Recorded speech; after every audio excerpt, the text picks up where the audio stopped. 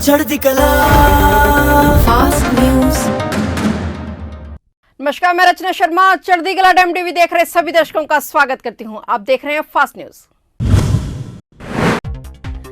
Canada के Toronto में एक सड़क हादसे में 5 भारतीय छात्रों की मौत हो गई है। 2 छात्र इस हादसे में घायल भी हुए हैं, जिनको अस्पताल में भर्ती कराया गया है और उनका इलाज चल रहा है। टोरंटो में भारतीय दूतावास मृतक और घायल छात्रों के दोस्तों के साथ संपर्क में है। इस बात की जानकारी कनाडा में भारत के उच्चायुक्त अजय बिसारिया ने दी है। मृतकों की उम्र 21 साल से 24 साल के बीच बताई जा रही है। हादसा इतना भीषण था कि सभी 5 छात्रों की घटनास्थल पर ही मौत हो गई। मीडिया रिपोर्ट्स के मुताबिक ये हादसा एक वैन के ट्रैक्टर ट्रेलर के टक्कर के कारण हुआ है। प्रधानमंत्री नरेंद्र मोदी ने कोरोना वायरस से संक्रमित अमेरिका के पूर्व राष्ट्रपति बराक ओबामा के शीघ्र ही स्वस्थ होने की सोमवार को कामना की है। प्रधानमंत्री मोदी ने ट्वीट किया कि बराक ओबामा, मैं आपके जल्द स्वस्थ होने और आपके परिवार के उत्तम स्वास्थ्य की कामना करता हूं। अमेरिका के पूर्व राष्ट्रपति बराक ओबामा ने बताया कि वह कोरोना वायरस से संक्रमित पाए गए हैं, हालांकि उनकी पत्नी मिशेल संक्रमित नहीं है। ओबामा ने रविवार को ट्वीट किया कि पिछले करीब 2 दिन से मेरे गले में खराश थी, लेकिन मैं ठीक महसूस कर रहा हूँ। बता दें कि बराक ओबामा और उनकी पत्नी मिशेल ने टीकाकरण करा लिया था और बूस्टर खुराक भी ली हुई है। संसद के बजट सत्र का दूसरा चरण आज से शुरू हो गया है। इसमें विपक्ष सरकार को बढ़ती बेरोजगारी, कर्मचारी भविष्य निधि पर ब्याज दर में कटौती और युद्धग्रस्त यूक्रेन में फंसे भारतीयों की निकासी समेत कई मामलों पर सरकार को घेर रहा है। बजटीय प्रस्तावों के लिए संसद की मंजूरी लेना और केंद्र शासित प्रदेश जम्मू कश्मीर के लिए बजट पेश करना सरकार के एजेंडे में शीर्ष पर है। वित्त मंत्री निर्मला सीतारमण जम्मू कश्मीर के लिए आज सोमवार को बजट पेश करने जा रही हैं और सदन में इस पर दोपहर के भोजन के बाद की कार्रवाई के दौरान चर्चा की जा सकती है। सरकार ने संविधान अनुसूचित जनजाति आदेश संशोधन विधेयक को भी लोकसभा में विचार किए जाने और पारित करने के लिए सूचीबद्ध किया है। बजट सत्र के पहले चरण में 29 जनवरी से 11 फरवरी तक 2 अलग अलग पालियों में लोकसभा और राज्यसभा की कार्रवाई संचालित की गई थी। संसद के सत्र का दूसरा चरण ऐसे समय में आरंभ हुआ है जब कुछ ही दिन पहले उत्तर प्रदेश, उत्तराखंड, गोवा और मणिपुर के विधानसभा चुनाव में भाजपा ने और पंजाब में आम आदमी पार्टी ने जीत हासिल की है। पंजाब के नए मुख्यमंत्री बनने जा रहे भगवंत मान आज संसद भवन पहुंचे। लोकसभा में भगवंत मान ने आज संगरूर लोकसभा सीट से इस्तीफा दे दिया है। भगवंत मान ने कहा है कि उन्होंने आज दिल्ली जाकर संगरूर से सांसद पद से इस्तीफा दे दिया है। उन्होंने कहा कि संगरूर के लोगों ने इतने साल उन्हें बहुत प्यार दिया, इसके लिए उनका धन्यवाद। भगवंत मान ने कहा कि अब उन्हें पूरे पंजाब की सेवा करने का मौका मिला है और वह संगरूर के लोगों के साथ वादा करते हैं कि कुछ ही महीने में उनकी आवाज लोकसभा में फिर से गूंजेगी। बता दें कि भगवंत मान संगरूर लोकसभा क्षेत्र से 2 बार के सांसद हैं। श्रोमणी अकाली दल के प्रधान सुखबीर सिंह बादल आज चंडीगढ़ में होने वाली कोर कमेटी की मीटिंग में अपने पद से इस्तीफा दे सकते हैं। सूत्रों ने बड़ा इशारा करते हुए कहा है कि इस संबंध में पार्टी नेताओं की कोई बात सुनने की बजाय वह अपना इस्तीफा देने की पहल देंगे। चाहे सुखबीर सिंह बादल विधानसभा चुनाव में पार्टी की हार की जिम्मेदारी ले चुके हैं, लेकिन पार्टी में उठ रहे सुरों और विरोधियों द्वारा की जा रही टिप्पणियों को देखते हुए वह इस्तीफा देना ही बेहतर समझेंगे। वहीं चुनाव में जो थोक में नियुक्तियां की गई हैं, उन पर भी कैंची चलने की चर्चा है, ताकि नए सिरे से पार्टी में नई जान डाली जा सके, क्योंकि पुराने नेताओं अपनी जिम्मेदारी निभा दी है।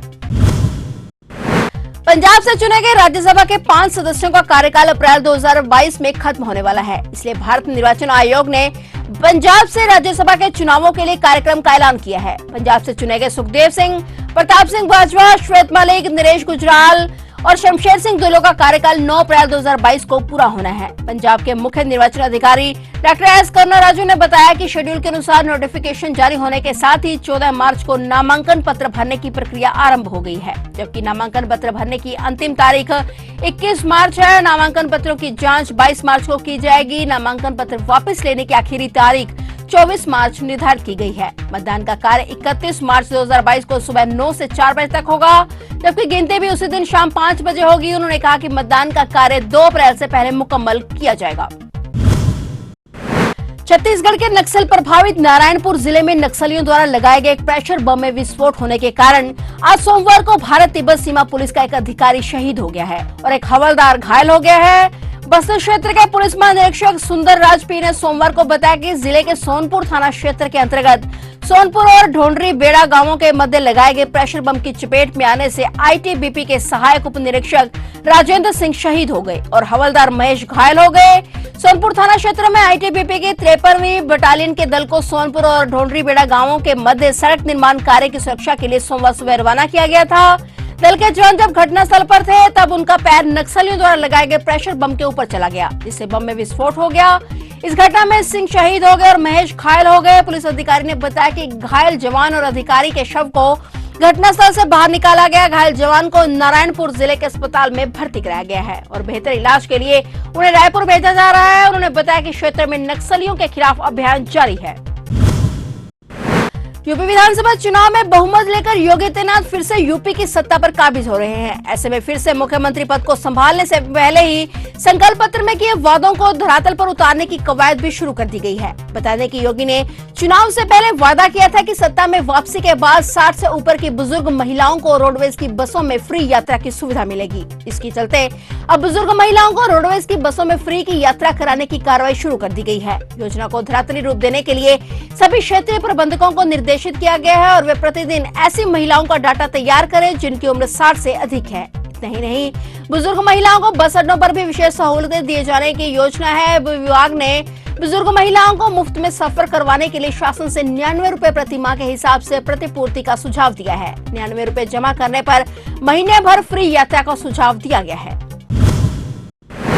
ब्रिटेन सरकार ने उन परिवारों को 350 पाउंड प्रति माह भत्ता देने की घोषणा की जो कि युद्ध क्षेत्र से आने वाले यूक्रेनी शरणार्थियों को अपने घरों में आश्रय देंगे। ब्रिटेन के आवास मंत्री माइकल गोव ने यह ऐलान किया। ब्रिटेन के आवास मंत्री माइकल गोव ने कहा कि उन्हें उम्मीद है कि हजारों शरणार्थी अतिरिक्त योजनाओं से लाभान्वित होंगे। इसमें सैन्य परिषदों के लिए प्रति व्यक्ति 10,000 पाउंड का अनुदान शामिल होगा ताकि रूस यूक्रेन संघर्ष की वजह से यहाँ आने वाले लोगों की अतिरिक्त जरूरतों को पूरा किया जा सके। उन्होंने कहा कि यूक्रेन के लिए नई आवास योजना के तहत आज सोमवार से ऑनलाइन पंजीकरण कराया जा रहा है। बता दें कि रूसी हमलों से बचने के लिए 25 लाख से अधिक लोगों के यूक्रेन से पलायन करने का अनुमान है। संयुक्त राष्ट्र ने इसे द्वितीय विश्व युद्ध के बाद से सबसे तेजी से बढ़ता हुआ शरणार्थी संकट कहा है।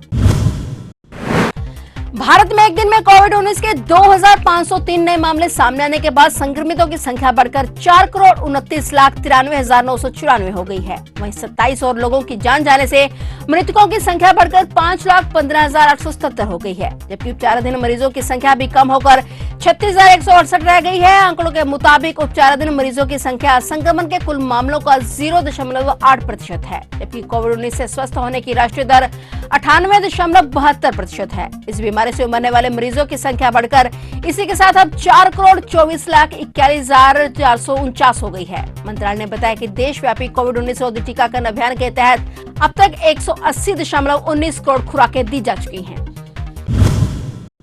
फिलहाल फास्ट न्यूज में इतना ही। तब तक के लिए देखते रहिए चढ़ती कला टाइम टीवी और मुझे दीजिए इजाजत। धन्यवाद। चढ़ती कला फास्ट न्यूज।